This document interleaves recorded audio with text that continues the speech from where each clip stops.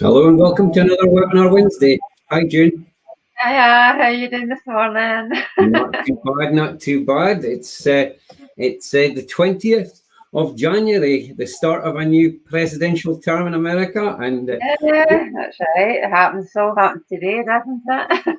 it all happens today. So here's hoping that we get some good news here as well in terms of some freedoms and some some positive news Yeah. with the virus and stuff over the coming months and stuff. What's been new for you this week? Anything new? Not a lot, just trying to keep myself busy like everybody else, Alistair. I think you find it quite difficult being stuck in and not being able to see anyone, and so just keeping myself busy, trying to keep myself motivated.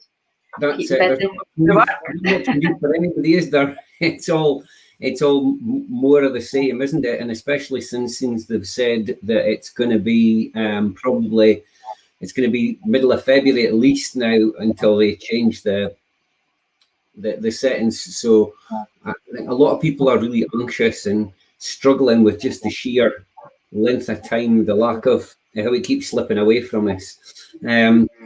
So we've got bits with the Clear Your Head campaign that we've shared previously, encouraging people to have good mental health, and so that's really important. And I think just looking out for one another. Yeah, I mean, it's really a good campaign. I've got some more information sent through, which we will be sharing. We'll put some of that on our Facebook pages, the links and things, and also on the website, because there's a lot of good stuff in that. So that's good. And today's session's a wee bit different, isn't it? We're going to have a bit of a chat through just the challenges and some of the things to think about when you're trying to make accessible information for people, including use of easy read and things. Yeah, and I think there's, especially in these days at the moment, the information that's coming out is just like masses and masses of information, and it's just a lot to take in for people. So I think the big question is, how do we make that as simple and easy read as possible? Because I don't even understand half the stuff that's coming out.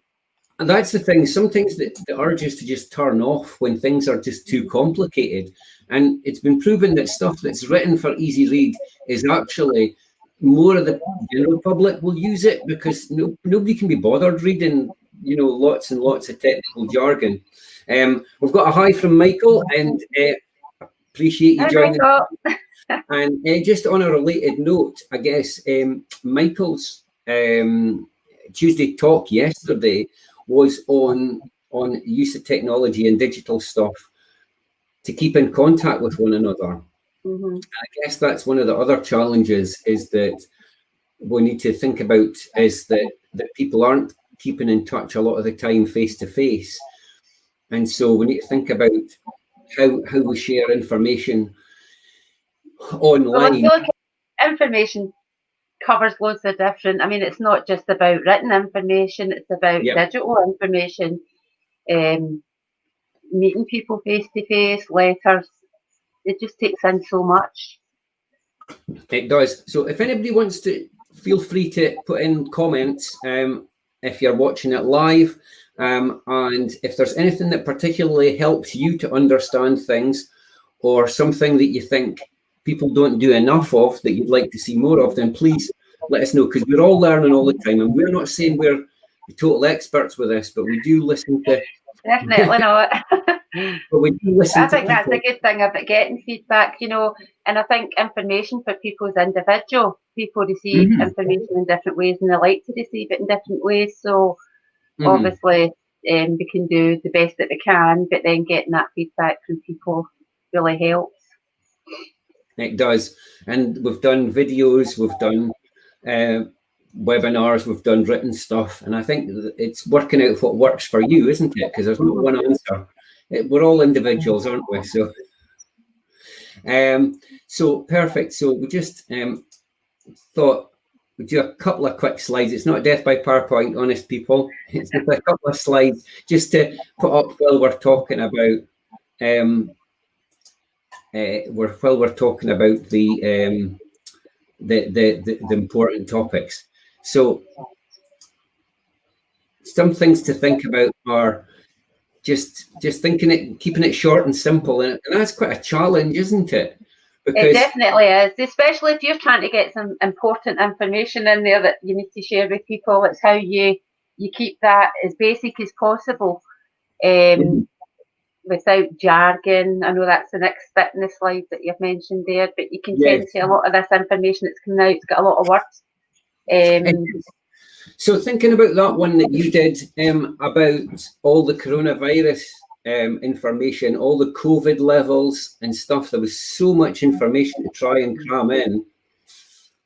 How did you feel when you first looked at all that information? Frustrated. It is quite a lot of hard work. I mean, I think people think it's quite easy to go in and just break something down, but it's not, because I think you're trying to capture what it is you're trying to tell people in the first instance. So you need to break that down. What I tend to do, particularly when I was doing the stuff around the different levels, when we went into the level situation, and the Scottish Government had provided a lot of information. What I had to do was kind of break that down, then look at it, then break it down again, just making sure that I had kept in the important information, but in a way that people would be able to understand without all the kind of additional jargon and just thinking about that as well. It wasn't even as if you just had to click on one document, because when you go to the Scottish Government website, there's like an overall document, and then there's sub documents. There's lots of things you've got to go. It feels like a bit of a rabbit warren, doesn't it? Because you've got to think, is this up to date, or is that being replaced by some of the stuff that's on the main page? And we've all had that experience of bits of information being replaced and disappearing, and then the stuff doesn't match. Yeah, and I think that's what it is. The minute you've got all the information down, and then you go in and do a wee double check to make sure, and things are changing that quickly at the moment, so I've got to keep going back in just to making sure that we're still providing the correct information.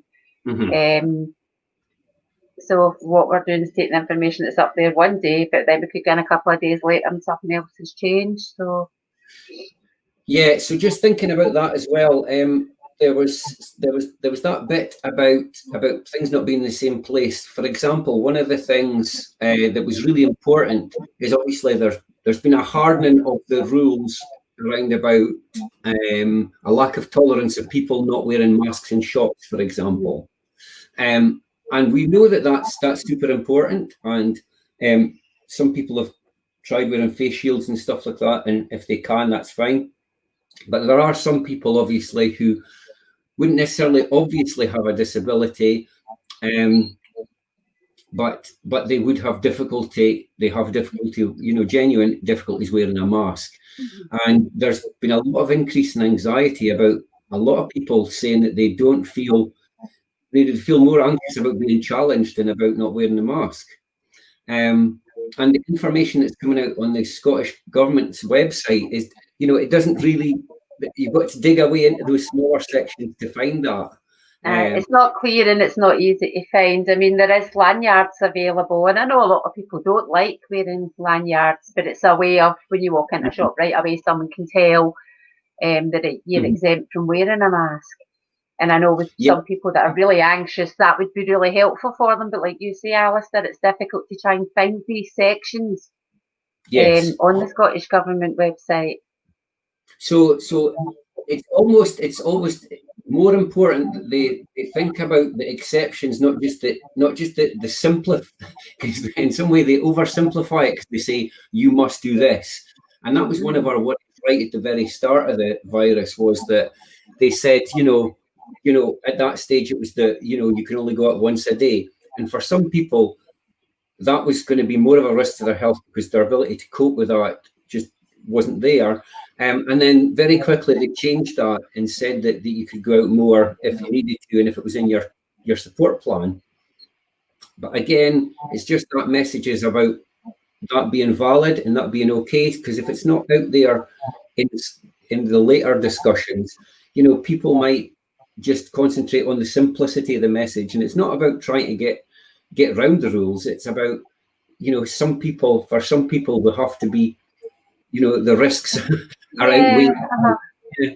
So It could be so much easier for us, wouldn't it, if everybody just did everything in easy read formats without having to kind of it try and would. pick out the important bits and then to kind of change that so it's easier for people to understand. I mean, if everybody just did an easy read version of something, it's accessible to everybody. Yeah, absolutely. I think that would make a huge difference. So if you think about some of the other things that are, there's got the things there about avoid words that are hard to understand and using jargon. That's tricky as well, because sometimes there are bits of jargon that you have to use because they're specific terms, Especially if it's something around kind of legal that needs to be in there, then it's how you kind of change that bit so it's still got the same meaning and somebody understands it. So there's certain things that you've got to kind of be wary of how you change it, if you know what I mean. Yeah. And then there's this thing about using pictures. I mean, back in the day, because I've been around forever, I remember that when Easy Read, it used to be Boardmaker we used to use. You remember that back I remember the Boardmaker. The Boardmaker. And at its time, it was what we had and stuff like that.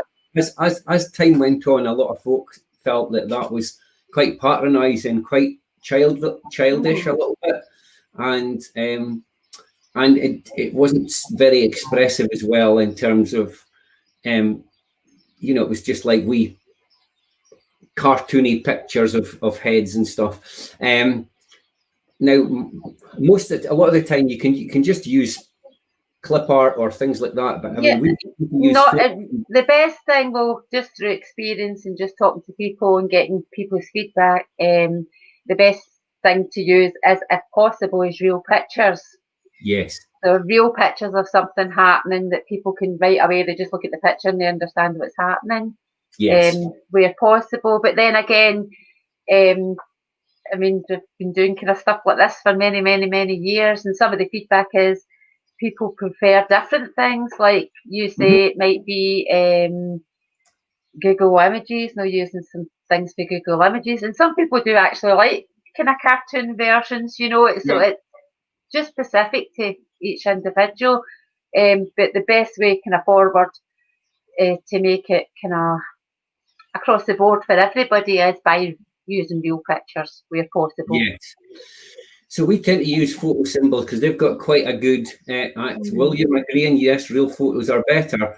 So that's really good. And one of the things as well, following up from William's point there, is that for some people, to make it easy to read about stuff that's in their own life, it's more important for them to take pictures of themselves doing it. Because otherwise, some folk will maybe look at this picture I've got up on the screen and say, well, I'm not a woman, so why is that? What's that to do with me? You know what I mean? So there's all these things about how you interpret, whether you identify with the picture and whether it says the same thing to you. And that can be, sometimes it can be hard to get pictures that represent complicated, a specific thing. You might find searching for a topic quite difficult. So as William says, some places are walkthrough videos and how to get there. Right, so that's another important one about accessible information, is about use of videos. I know that Grumping Opportunities, because William does some work at Grumping Opportunities, and they've done like a welcome video, sort of like an oriented, sort of like how to get there, sort of from the bus stop, and a wee walk round, and it just tells you this is where you squish your hands for, this is where you would sign in, this is where the toilets are. So in some ways that's helping people to reduce their anxiety about going into a new place. And so that's another valuable bit of accessible information. I mean, it comes in many formats, information. So the use of video, like you say, if somebody can watch something and visually see, I'm always a great believer in visuals. Like if someone can see something, it's easier for them to understand what it's about. Yes. My brother, I've got a brother who's got a learning disability, and he doesn't verbally communicate very well, but at the minute he sees a picture, he knows what something's about, and he'll ask you if it's something he's interested in. He'll come over and point to the picture so you know what it is he wants to know about.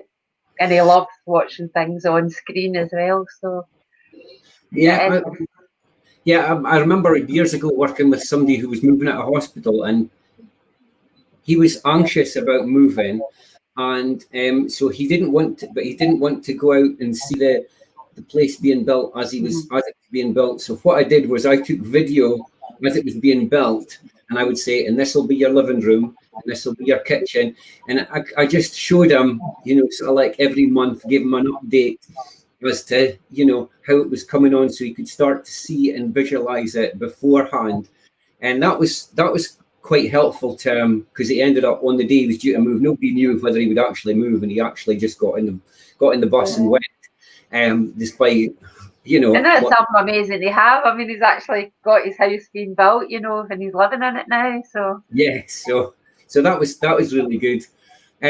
So and then we've said about breaking things down into smaller pieces, because obviously like all the COVID rules and stuff, it's so much. I mean, you look at when we had the 4 levels, just trundling through it was so much information.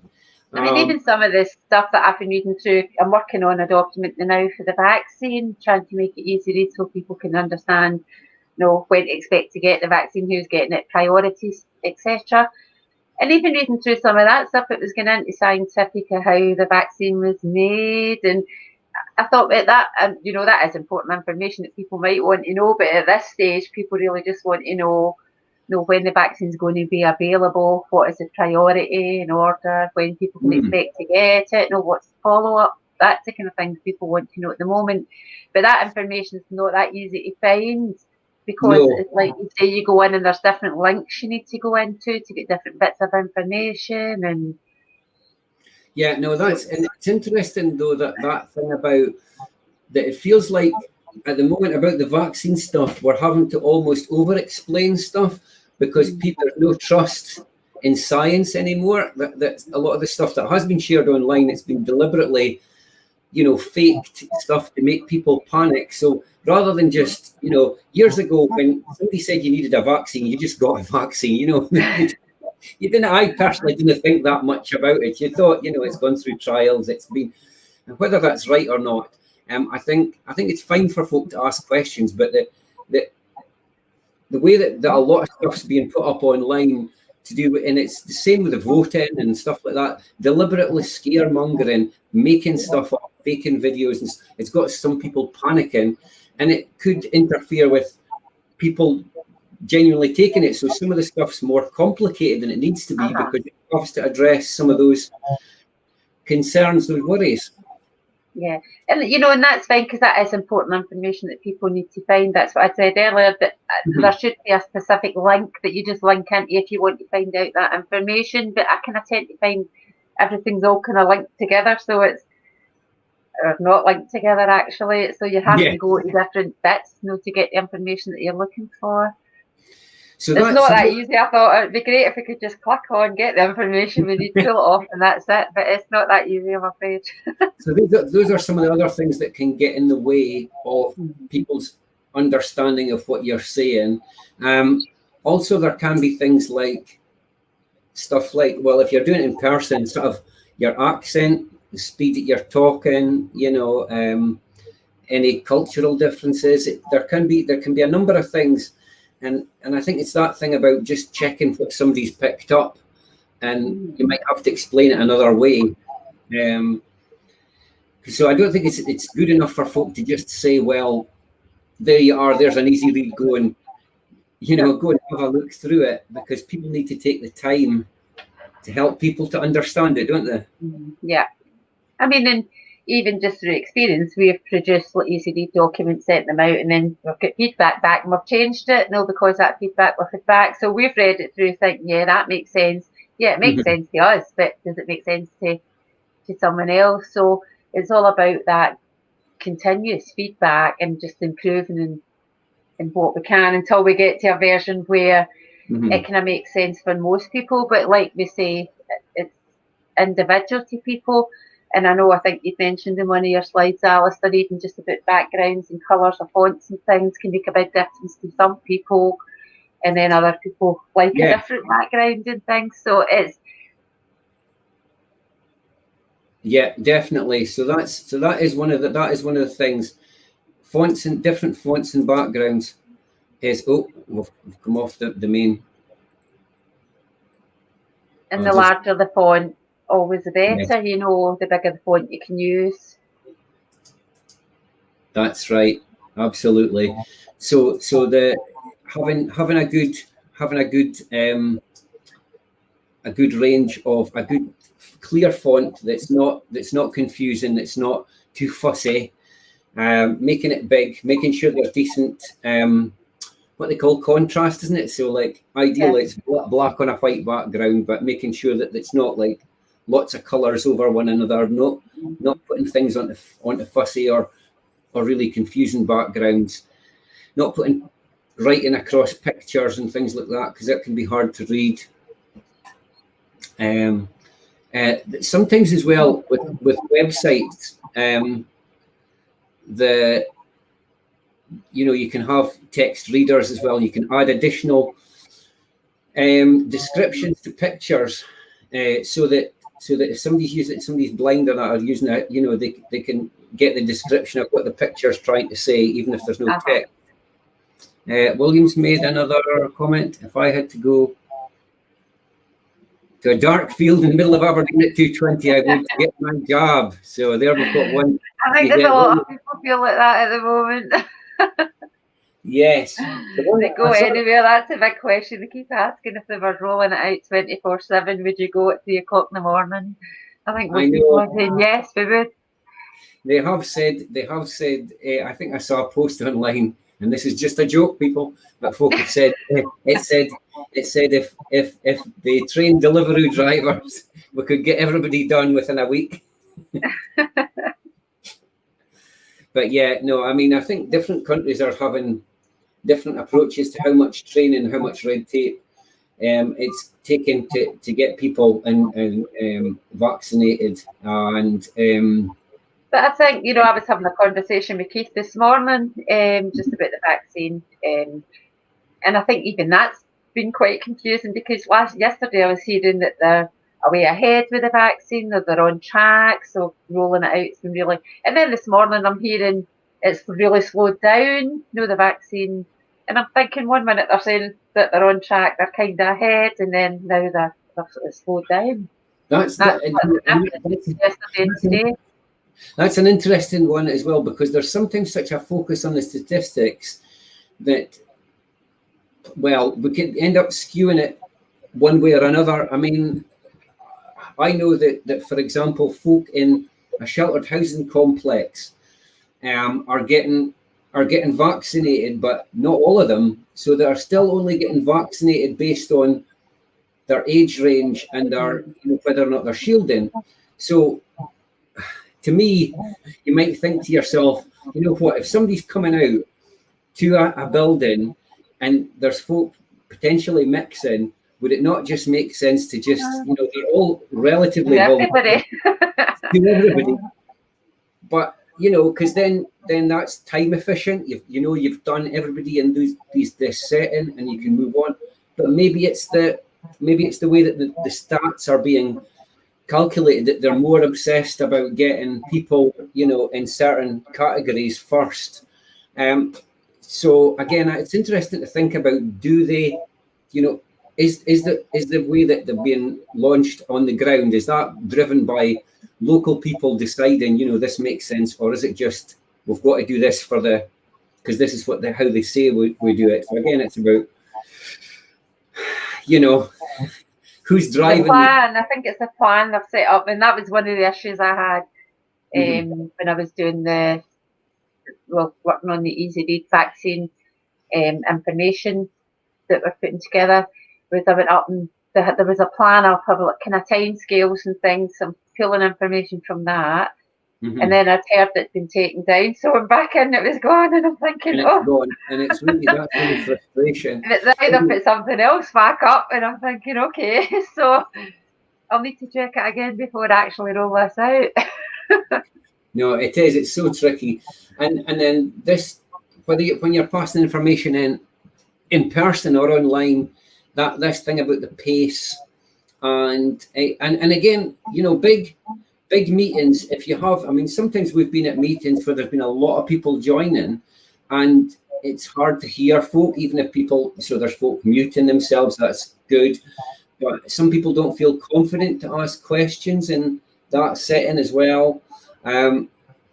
So I know some people have managed to do in Zoom chats, you know, they manage to do the private chat. So if they don't want to ask it in the group, they can maybe send a message to somebody else. But again, other people don't always feel confident or have the skills to do that. So sometimes those breakout rooms can help, can't they? Yeah. Yeah, I think, like, I know we've spoken about this before many times, just with the kind of all the digital things that are happening at the moment because of this, and then going forward. So that's another way of looking at how we involve more people in kind of digital, how we kind of roll out training, and so that people are confident to use digital stuff, and whether that's going into a meeting and going into a breakout room where they're kind of more confident, building people's confidence up. So there's a kind of lot of thinking to do around that now moving forward. How do we kind of roll that out to a larger scale? I mean, we keep hearing a lot of that, you know, that Alistair, even through some of the sessions we've been running, there's a lot of people being excluded because they don't have devices, they don't, they're not confident in using equipment, so therefore they're not kind of joining anything that's online. And there's a lot of great stuff going on, like workshops, kind of cooking classes and different things that different organisations are running, but there's a lot of people being excluded. They're not able to join in that because they don't have the facilities. So that's a big part of how we move forward with the kind of digital stuff as well. Yeah, we've got to go at people's pace and take people with us, don't we? And make sure that we acknowledge where people are at, and that can be tricky. But so that's there's a lot of people getting left behind. You know, there's a lot of people not being included in the new normal, if you want to call it that. You know, and I think that we've got to be honest about that. That as we've said, that in some ways, online stuff with the right support has enabled some people to participate more than they ever did. But equally, in a lot of situations, it is still second best, and we've got to guard against people like arguing, kind of like, oh, this is perfect, this will do fine. You don't need to see folk for a lot of things, you know. Whereas actually the reality is that we are, you know, where a lot of us, you know, we need that human contact, and this is helping to get us through, but it's still not a proper solution. No. And then again, it's another way of getting out information. Like you and I are speaking at the moment on the webinar. I mean, if we were having a discussion about the vaccine and what we've learned and the information that we've got from the Scottish Government, it's easy for somebody to listen if we're telling them, no, this is what we've got, this is what happened. Then people can ask questions as well, no, on a comment, and you can respond to them. So it's a way that people can interact, but they're still getting the information they need as well in a way that suits them. So going forward, it's a lot of. That's important, absolutely. And so just thinking about different ways like this that we can get information out. In the next Monday is the launch of Citizen Network TV. Yeah, we're going to share information about that as well, so that anybody that wants to join in the launch, will have the information. They can do that. Yeah, so that's a sort of YouTube TV channel that we're gonna be part of, isn't it? That's kind of a bunch of different folk interested in all sorts of citizenship stuff, things to do with well-being and activism and art and music, all kinds of different stuff, and lots of inclusive stuff. And it's launching next Monday, and it's going to be part of that. If you can go on that No Labels, No Walls website, and they've got a thing called Action Mondays. It's 5 p.m. till 6 p.m. UK time, and it's folk all over the world are part of it. So there'll be opportunities for people to put their own programs forward, whether it's pre-recorded stuff or live stuff, if it's anything to do with citizenship, empowerment, inclusion, any of that sort of good stuff. So we'll be sharing some of our stuff and some of the stuff that like Keith and Michael does, like the stay up late gigs and things like that. So we'll have more information on that coming soon. So that's another potential thing to get involved in, and from people are getting bored thinking, oh. So that's, I know you said that the launch is actually the 25th of January. Yes. For that, but we will share information about it. Yes. Talking about easy read access to things or more accessible things, did you hear that Bez from the Happy Mondays has started a fitness class online? No. That was one of my highlights. Is that to replace Joe Wicks? Well, it's quite interesting because obviously he's not the person. He's got a personal trainer, so he's just kind of doing it. But I really applaud him for it because he's very clear about, he's a 56-year-old guy who's not looked after himself at all. And it's available on YouTube, so it's not something you have to pay to watch. And it's just basically a personal trainer with somebody starting from scratch. And it's quite funny. So I think if anybody's thinking, they're not ready for Joe Wicks, but they want to have a laugh and just fun. start with some easy exercises, then it's worth a look. And I think that's we're Best from the Happy Mondays, one of our easy read guides to exercise. But that's part of it as well, is making stuff fun, isn't it? The challenges. I think that's it. You're trying to you're working, you're keeping your mind occupied, trying to keep yourself motivated. But I think you need something, don't you, just to bring a wee bit of joy at the moment. And so other things to look forward to is we've had a bit of just discussion with Michael about setting a date for possibly in February for an actual stay up late event, so that people can come along and chat in rooms, in the breakout rooms, because again, that was a really good. Folk really valued that, as well as watching, because there's watching it on live streams. Okay, it's good fun, and chatting in the comments, but the chance to actually go into rooms and have a chat with people, it's just a different vibe. It feels more close to a normal. There's a lot of positive feedback from the last one, and I think people really enjoyed it. So it's giving people that opportunity again, like you say, Alistair. It's different rooms, so whatever they're feeling at that moment, they can go in and have a chat. They can join in the music. So it's giving people different things to join in. So that's a couple of that's some stuff to look forward to in there. Yeah, and the next Stay Up Late music session coming up on the 5th of February as well. So yes, so that'll be coming up. Posters are going out about that. We've got our Feel Good Friday this Friday as well, and every Friday. I just an interesting one to share. I had somebody who joined the meeting and felt that it was a bit maybe we weren't. What's the best way to say it? That we weren't. We're being a bit flippant about things, and the language got a bit out of hand with some people. You know what? And we had a bit of a chat about it last Friday, and we actually thought that everything's not for everybody, but people need a chance to just have a relax. Yeah, I think people want their own space. They want a space where they can be themselves, where they can chat about anything they want to chat about, and it's not like attending a meeting, like you say, Alistair, where folk might kind of sit back and not say anything. But having that space where people can feel comfortable, enjoy the company of people that are there, say what they want to say. I mean, and it's a good space. A lot of people are feeling frustrated and want to kind of get things out. So they need to have that space to do that with other people that are feeling the same. So Yeah, so we had a chat about it because it is important to think about feedback and making sure that we welcome people. Yeah. But everything's not for everybody, and we'll just.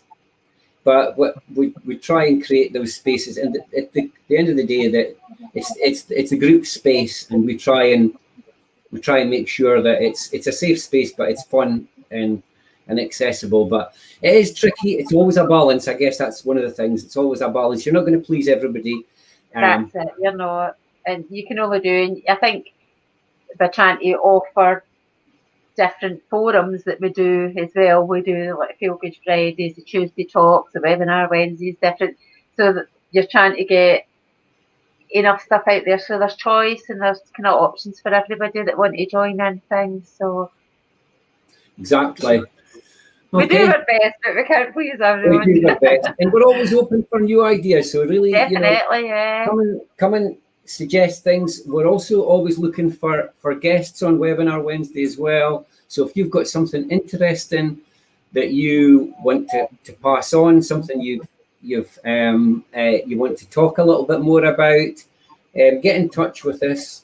And again, we like to have a balance of people's with lived experience and professionals. So get in touch with us if you want to find out more. Any few ideas that we can something we can set up from an idea, bring it on. Indeed. Any final thoughts for this week, June? Anything we haven't talked about? Just want to try and get this Easy Read vaccine document done so that we can get that out to people, and then obviously look forward to hearing some feedback from that. I think it's just kind of tough for everyone at the moment, and just hope things. I know that they were saying that they're not going to kind of review it until the 2nd of February, and it looks like we'll be in lockdown to mid-February. So just hopefully there's things that we can do online, though, just to kind of give people a wee bit more choice, a wee bit more excitement. Excitement is, that's it. Just keeping ourselves in the go. I mean, my wife Wendy, she was just saying that her parents' Christmas presents have been sitting, and so she's finally given up and she's going to post them, because it's just, we're just a week at a time saying, any week now we'll get to see them, and so we're just giving up, and and that feels sad a little bit, but you know what, I've been speaking to her dad on social media and stuff like that, and he's decided to get an e-bike to get himself out and about, because he's not fit enough for a normal bike, but he's doing that. William's offering to come on as well. Here we go. Oh, good. Easy, come on. William, get you back on. Lovely. And enable. Have some literature online. SDS, yes, about easy read and stuff. Yeah, absolutely. Yeah. And there's good stuff. So that I mean, this was just a brief discussion about some of the stuff we are doing. Obviously, and again, there's loads and loads of good easy read information out there, and it'd be great if we just had like one place where we could pull everything together, wouldn't it? Where people could just go to one place to get this information rather than trying to find it all over the place. Yeah, that's maybe a job for another day. Brilliant. Okay, dokes. Perfect. Thanks for joining us, everybody, and we'll catch you next week. Bye.